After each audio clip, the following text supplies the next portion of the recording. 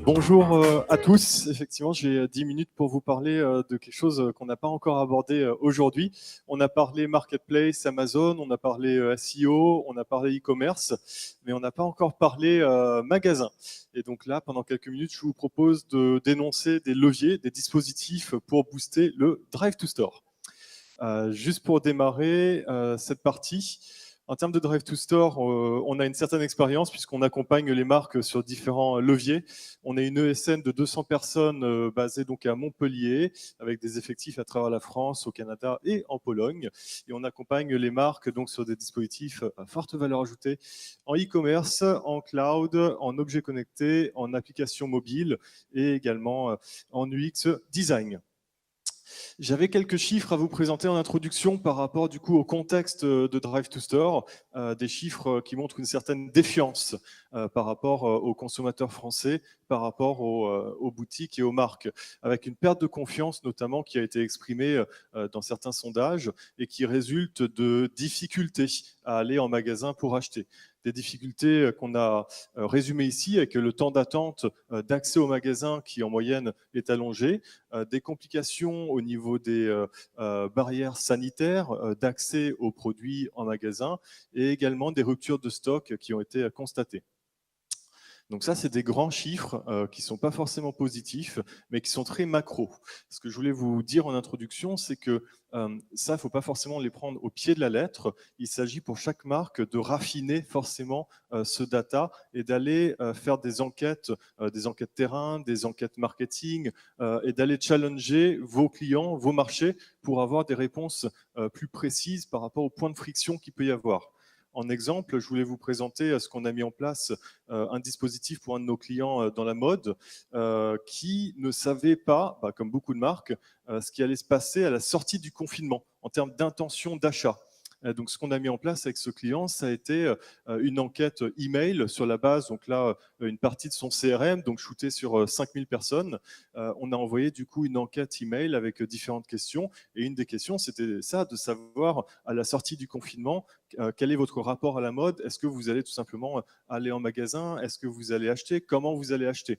Et donc, un data qu'on a eu, donc il ne faut surtout pas généraliser, puisqu'ici, c'est propre à la mode et à une marque haut de gamme. Mais ce sont des clientes qui ont déclaré qu'elles allaient vraiment se servir du site Internet pour le repérage avant de se déplacer, ou bien du site Internet pour la e-réservation avant de se déplacer. On n'est plus dans une situation où les clientes viennent flâner, découvrir les nouveautés en magasin.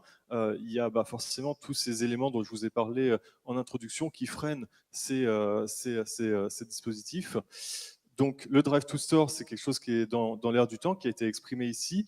On a l'achat en ligne, forcément, qui reste quelque chose de extrêmement populaire et au sein de cette marque. Et on a aussi eu, donc ici, à hauteur de 11%, des clientes qui ont tout simplement déclaré qu'elles voulaient décaler leur achat. Elles ont parlé de motivation, de moyens financiers, mais en tout cas, à hauteur de 11%, on a un décalage, en tout cas en termes d'intention d'achat.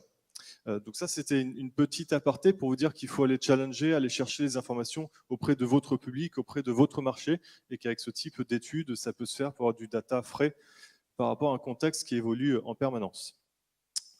On va regarder du coup les leviers Drive to Store qui sont le fruit de notre expérience puisqu'on accompagne des e-commerçants dans la mise en place de leviers de Drive to Store, mais aussi des choses plus innovantes qu'on a pu voir du coup en France ou à l'étranger. Un premier exemple que j'avais à vous présenter, c'est un dispositif qu'on a mis en place pour la marque du bruit dans la cuisine, donc de e-réservation, que vous devez forcément connaître. C'est un dispositif qui est classique, mais qui a des bénéfices pour le consommateur final, puisque avant de se déplacer en magasin et d'espérer trouver son produit, ici, il va pouvoir choisir et consulter un stock à distance par rapport à un point de vente. Donc, première information qui lui fait gagner du temps. Et derrière, il a un process simple donc sur la fiche produit de sélection du coup de la quantité, sélection du point de vente dans lequel il va se déplacer, une confirmation, ce qui veut dire que quand il se déplace, c'est pas pour rien, et il a son objet qui est déjà là, qui va pouvoir bien sûr tester, peut-être redemander des questions autour du produit avant de l'acheter. Contrairement au click and collect, où là on fait l'achat en ligne et c'est livré en magasin. Donc c'est une nuance importante. Donc un premier sujet dont je voulais vous faire part, avec une augmentation en termes de chiffre d'affaires au niveau de la marque, puisque quand on a mis en place ce dispositif, il y a eu une augmentation des ventes, puisque c'était un nouveau levier de Drive to Store qui était répercuté sur les points de vente. Donc là, au niveau du retail. On avait aussi différentes idées à vous présenter en termes d'optimisation de flux magasin. Donc là, c'est purement retail et ça vient dénouer du coup ces points de résistance. On a vu en introduction que les clients n'aiment pas forcément attendre à l'extérieur, n'aiment pas manipuler des objets que peut-être d'autres personnes ont manipulés en magasin. Donc il y a différents systèmes à réfléchir pour optimiser ces différentes expériences. La première, ça va être donc de fluidifier le passage en magasin avec des dispositifs type Scan and Go qui ont été déployés par Monoprix et dans certains carrefours et qui vous permettent donc de prendre une scannette à l'accueil, de scanner vos différents produits que vous ajoutez du coup dans votre panier et à la sortie, vous n'allez pas passer à une caisse classique avec une caissière qui va prendre les articles et les scanner puis vous les remettre. Mais là, finalement, vous aviez tout scanné sur ce scannette et c'est le contenu du panier qui directement est pris en compte à ce moment-là au passage en caisse. Vous n'avez pas à du coup remanipuler l'ensemble des produits. Donc ça c'est intéressant puisqu'il n'y a plus du tout de file d'attente sur ces dispositifs et ça rassure aussi le client dans la manipulation des objets. On avait la notion d'information. Ça, c'est un système qu'on a mis en place pour un de nos clients retail, de pouvoir du coup compter le nombre de personnes en magasin pour informer soit le responsable boutique ou alors le vigile à l'entrée pour qu'il puisse contrôler le flot de personnes qui vont entrer donc dans le point de vente. Ou alors, vous pourriez aussi pousser cette information sur une application dédiée à vos clients pour qu'ils puissent voir du coup en temps réel l'affluence dans le magasin ou bien l'affluence prévue dans le magasin par rapport aux affluences passées et faire une moyenne. Et un dernier sujet, c'était l'organisation, puisque on a vu qu'on veut réduire le temps d'attente en caisse, mais il y a des moyens aussi de réduire le temps d'attente à l'extérieur. Et ça passe par une pré-réservation, une sorte de billet coupe-fil pour pouvoir m'assurer que demain, je vais à la FNAC à 10 heures, je ne veux pas attendre 15 minutes sous la pluie grâce à ce système. Donc ça peut être une idée aussi qui rentre dans le cadre de la fluidification du passage. Un dernier grand chapitre autour de l'innovation.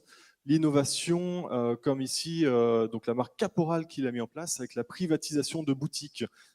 Ça, c'est un dispositif qu'on a vu dans différentes marques retail, mode, haut de gamme. La privatisation de boutiques où le client final en ligne fait du coup une demande de privatisation. Donc, il veut passer le samedi matin pendant une demi-heure dans telle boutique. Il fait une demande et le responsable boutique reçoit du coup cette demande, va accepter ou pas, parce qu'il peut du coup proposer un autre créneau. Mais ça permet du coup de privatiser et d'un point de vue marketing, on va le présenter sous la forme d'instant VIP. C'est un moment privilégié entre le vendeur et son client. Donc, ce n'est pas appliqué dans tous les domaines forcément. C'est très efficient dans le domaine de la mode, vraiment haut de gamme, luxe, mais ça peut être à réfléchir, voire à démocratiser, puisque la marque Caporal le fait aussi. Le shopping comfort, donc là c'est une innovation qui est présentée par les Galeries Lafayette qui du coup propose la livraison gants blancs à domicile. Donc vous n'avez pas à ramener tous vos articles à la main chez vous. Ça rentre aussi dans le cadre de la facilitation des achats. Et une innovation avec les CH virtuels dans lequel, donc là c'est la start-up Monstro qui propose ça avec la possibilité de renseigner des mensurations sur votre téléphone. Et quand vous allez en point de vente, vous allez scanner du coup un article et sur l'application, ce produit du coup se met à vos mensurations, ce qui évite de prendre ces produits et d'aller les essayer alors que peut-être que vous êtes la 10e personne à le faire. Donc, c'était différents chapitres, différentes innovations, différents retours d'expérience que je voulais donc vous partager et vous inspirer autour du coup de ces leviers de Drive to Store. Je vous remercie pour votre attention et je vous donne rendez-vous au buffet tout à l'heure.